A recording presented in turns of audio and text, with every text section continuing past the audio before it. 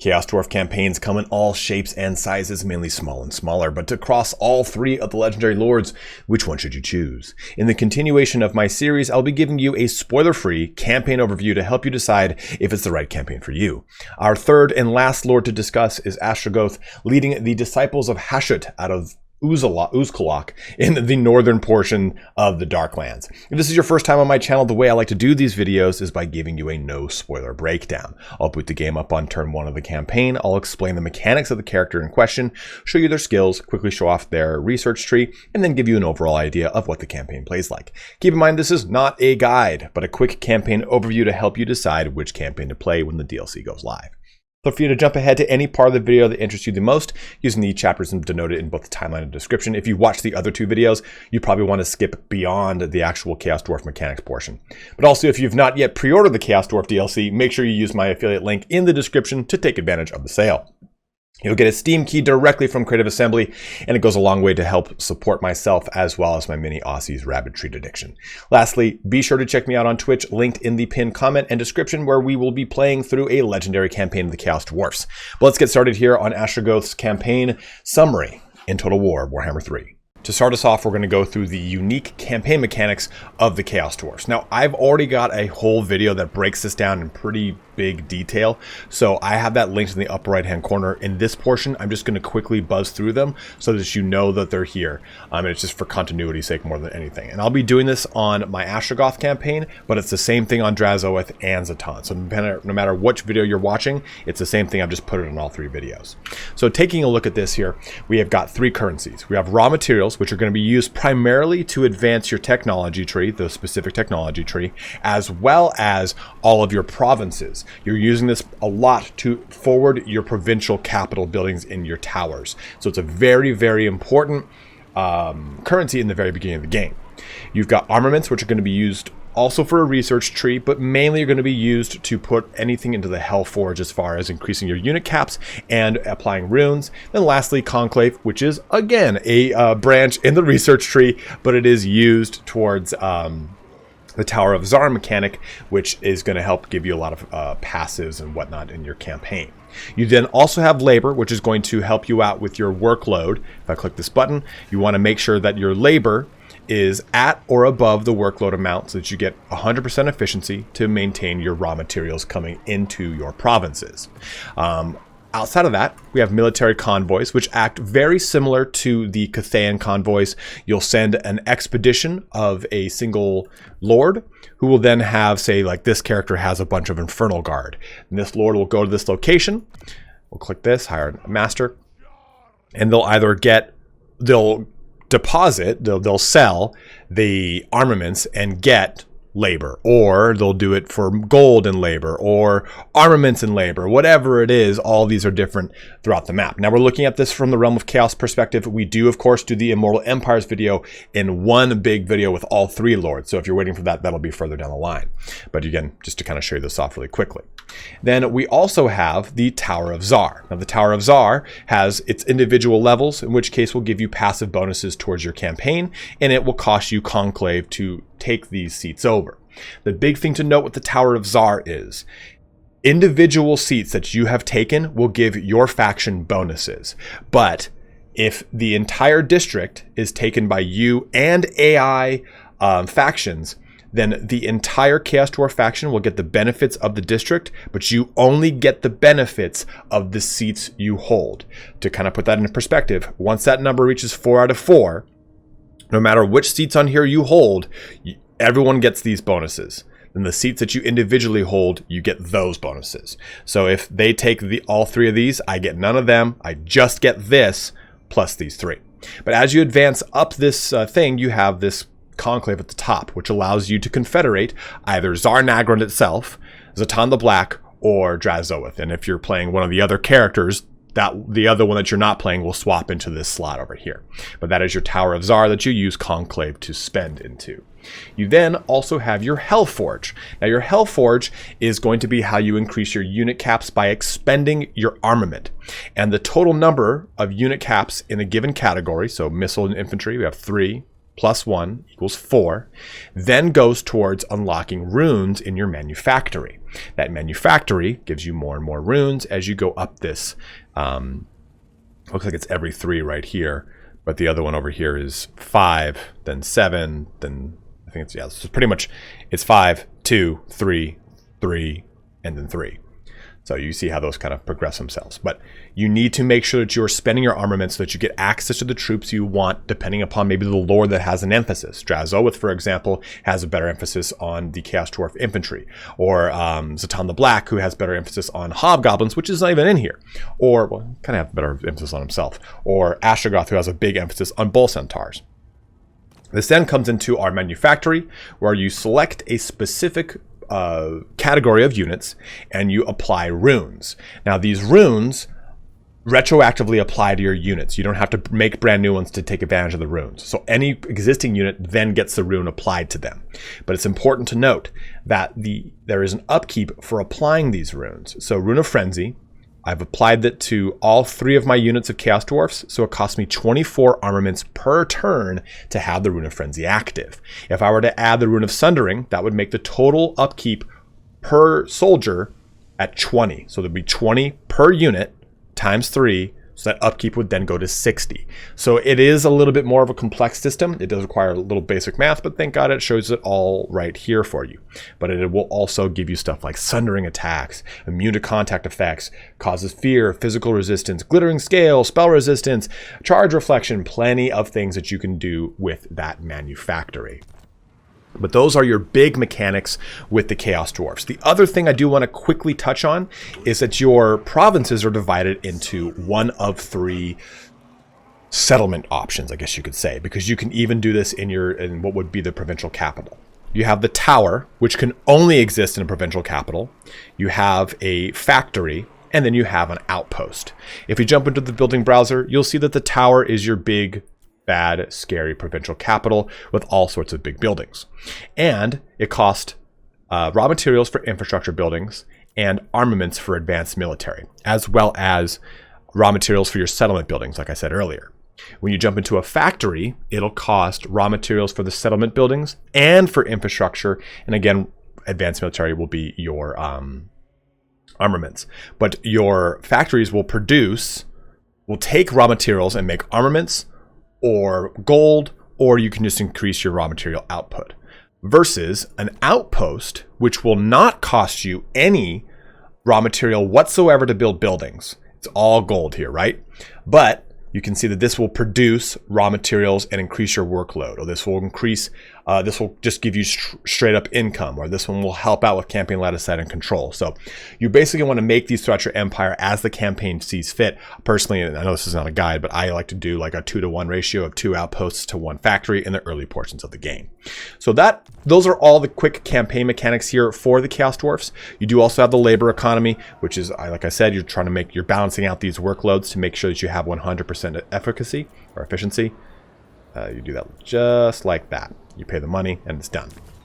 And the last thing here is your Great Drill of Hashut, which forwards your campaign. This Great Drill does a lot of things and a lot of crazy mechanics, and it's what is the driving force behind the entire campaign in the realm of chaos. But now that we've covered that, let's move on. So now that we've talked about the mechanics, here we have Astragoth. As I thought it was Astragoth, but he says Astragoth. But you can see he has some units he starts off with, namely the Bull Centaur Renders with dual axes. He has 2 units of Chaos Dwarf Blunderbusses, Chaos Dwarfs with great weapons, a Orc Laborer, and then 2 Goblin Laborers. For his faction effects, the High Priest of Hashut has Conclave influence gain from all sources plus 10%, allowing him to snatch up seats in the Tower of Zar quite quickly. Research rate plus 10%, and then control plus 2, which is actually a very, very good mechanic, because it is rough for him for Chaos Dwarfs to balance their control out.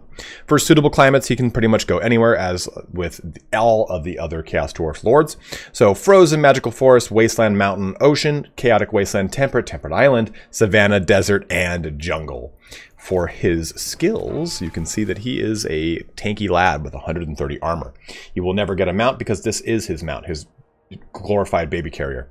85 leadership, 60 speed, 60 melee attack that does both magic and flaming attacks with 50 melee defense, 480 weapon strength that is divided 173-10 with armor piercing, and 60 charge bonus here. He is very good at what he does. He starts with Cascading Fire Cloak as well as Burning Wrath. Keep in mind that he does have a dual kit of Lore of Hashut and Lore of Fire, and Lore of Fire did just get a bunch of brand new visual effects that look quite spicy in the battlefield.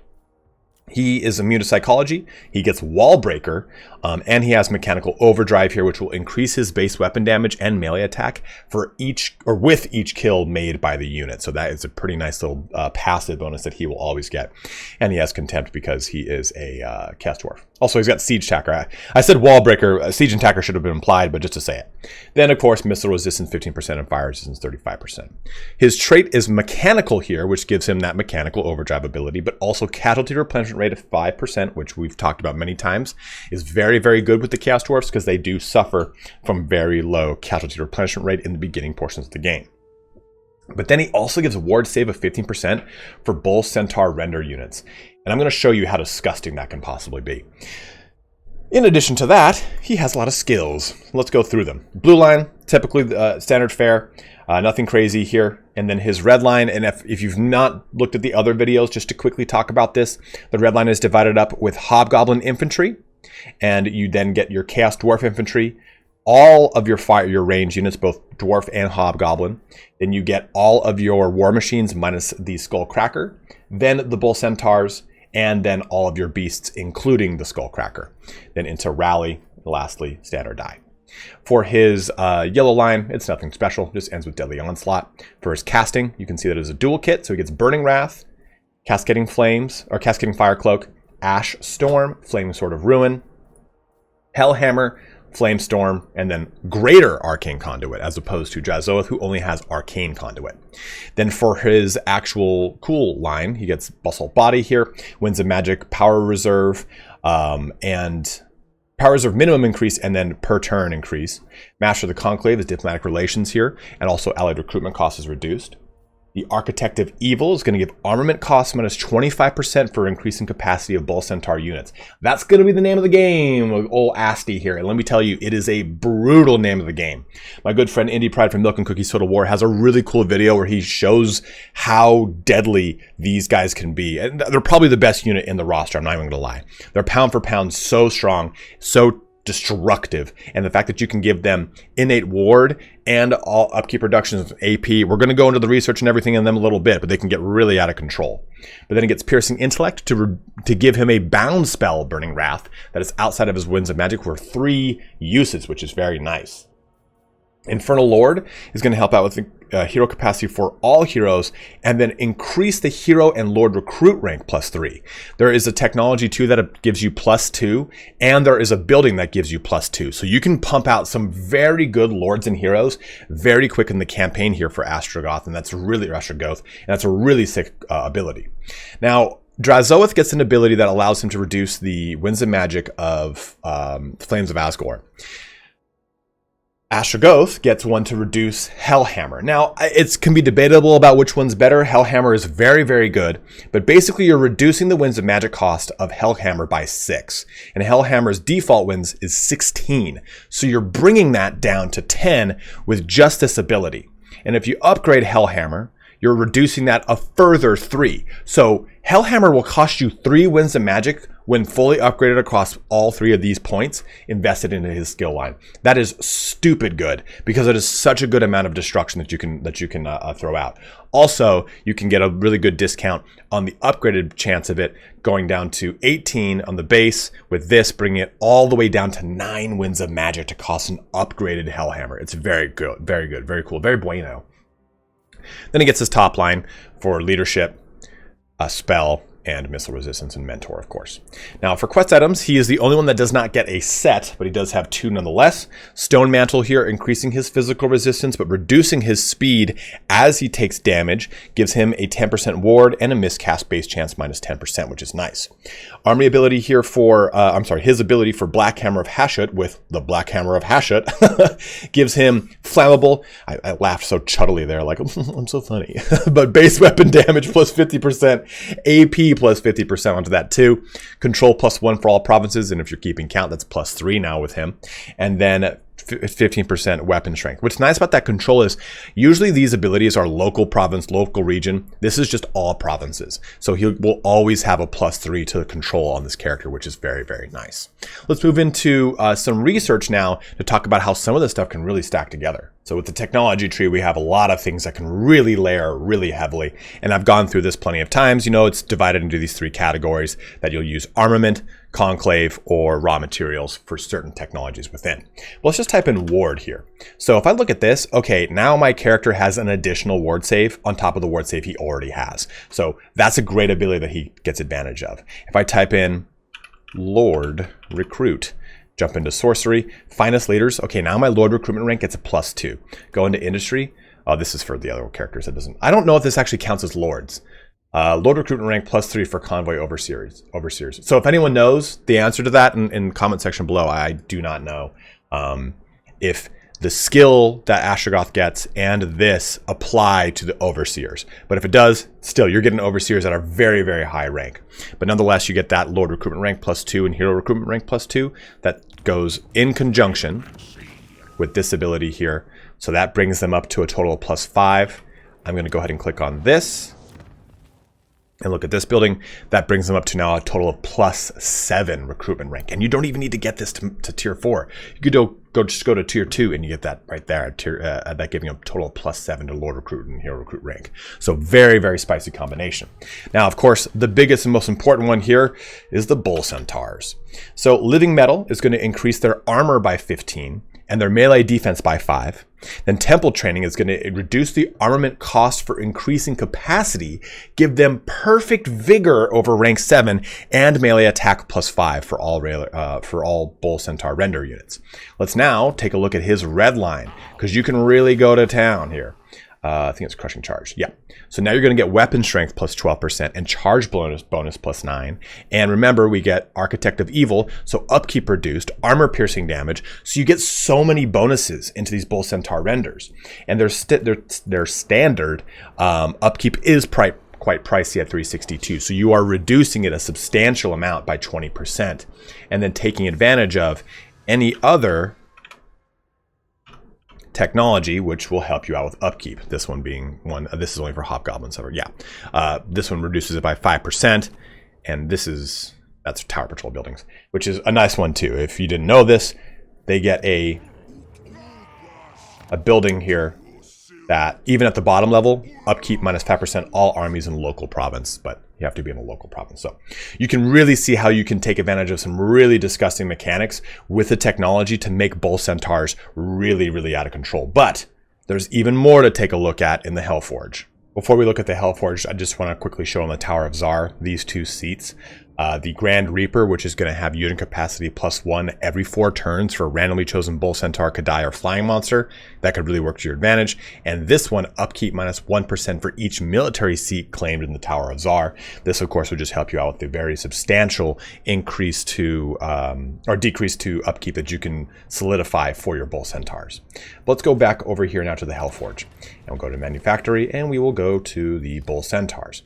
So they get some cool things, right? They get Murderous Charge, Strength from Flesh, which is the one we're going to highlight, Hellforge, which is nice, Barrier. So that's what you can do with these things.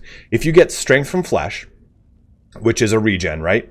You get Barrier, which gives them 800 hit point buffer that regenerates, obviously, and then Blood Greed. These guys are just machines.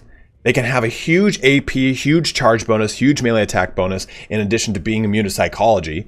You can give them Vanguard deployment, and they're just right in the face of your enemy. They are just so strong. Now, you do need the armament to maintain that, but it's really not that hard by the time you tech into Bull Centaurs to have a really good amount of armament coming in. And I know this is a no spoiler breakdown, but this is turn like 17, and I have 111 coming in. So you can see that it's not hard to maintain a lot of really good runes or manufactory bonuses on the Bull Centaurs, and it's really the name of the game when you're playing as Astragoth.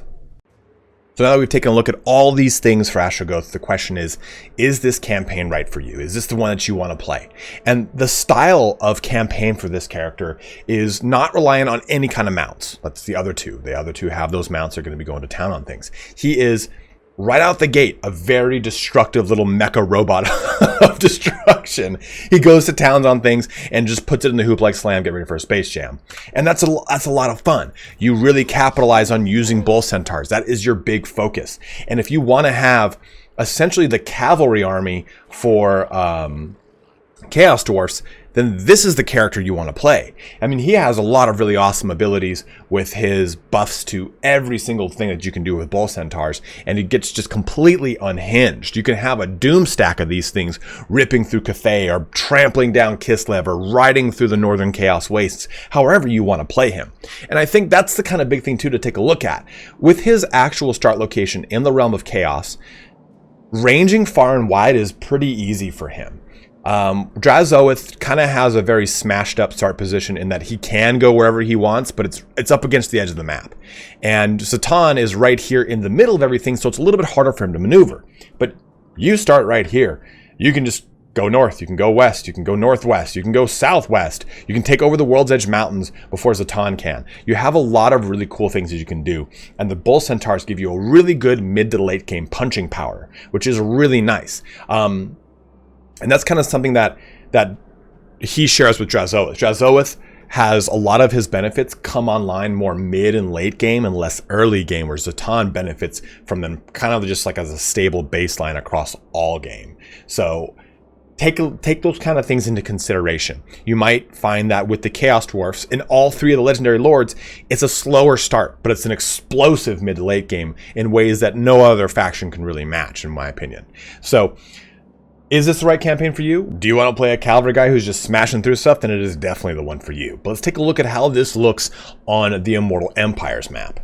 Moving over to the Immortal Empires map, you can see that Astragoth has a lot of places he can go. He's all the way north here in Zorn Uzkul, so he can double down and go back into the Darklands, or he can go up here to the north, the west, the east, whatever he wants, and link up with Zatan is right here in the Stone Sky Mountains.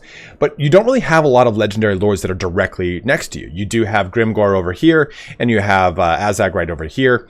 But for the most part, the closest one after that is over in this area, or is up over here, or is over here. So you have some expansion choices that you can really kind of pick and choose and decide where you want to go. Even moreover, you can go ahead and take this little guy. So this underground sea lane. This underground sea lane. That's actually awesome. There was an underground sea lane that would connect these two. The underground sea lane that would go from the River of Ruin to the Frozen Sea. So you can take that and actually pop up over here, wherever here. Let's take a look at the. There you go. It'll make you pop up over here. So if you want to come down to this region, you are definitely able to do that. And that's what I think is a little, what makes this a very fun Immortal Empires campaign is you do have the ability to kind of go wherever you want. More so than Drazoeth, and probably even more so than Zatan, because you just don't have that kind of pressure at the early game like you do with the other guys. So keep those things in mind, but hopefully this gives you a better idea of how Astragoth plays in the Realm of Chaos map. Of course, we will have the Immortal Empires breakdown going from best to worst of all three of those Legendary Lords coming out on the 12th, which is a day before the actual launch of the DLC, and I'll have a review of the DLC coming out on the 13th as well. But as always, guys, thank you so much for watching here today. If you have any questions, feel free to go ahead and let me know in the comment section below. If I missed anything about this that you saw from other streamers, other content creators, go ahead and let me know below. And also too, this is coming out on Easter Sunday, so have a happy Easter if you're doing that. But also, please go and check out all my bros pumping out some really awesome content. You got Lionheart, you got Jen on Occasion, you've got Milk and Cookies Total War, Indie Pride, you've got my good friend Turin, Dov Plays, Lore Master Sotek, Great Book of Grudges. Everyone is pumping out some serious stuff, so please go and check them out. Go look at their content, get different perspectives on the same information, because you might actually like something a little bit different because it's worded in a different way. Battlesay put out an amazing video on Ulrika, tons of stuff out there. So as always, guys, thank you so much for watching here today. Have a good one, and take care.